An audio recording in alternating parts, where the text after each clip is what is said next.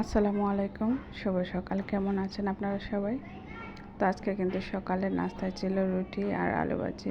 তো এখানে কিন্তু আলু ভাজিটা আমি বসিয়ে দিয়েছি, হাতে কেটেই নিয়েছিলাম আজকে আলু ভাজিটা।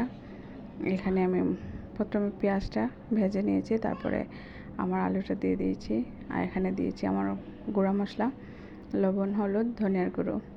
এই তো এই মশলা দিয়েই এখন আমি আলু ভাজিটা করে নিচ্ছি নেড়ে চেড়ে।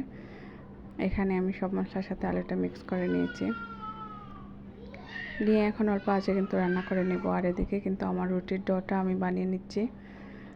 এক এক চুলায় কিন্তু আলু বসিয়ে অন্য চুলায় আমি রুটির ডোটা বানিয়ে নিয়েছি। এখানে দেখেন আমার আলু ভাজিটা কিন্তু প্রায় হয়ে গিয়েছে, আর একটু জাল করে নেব। আর এদিকে কিন্তু আমার রুটিটাও আমি বেলে নিয়েছি। এখন কিন্তু আমি তাওয়াতে রুটিটা রেডি করে নিচ্ছি।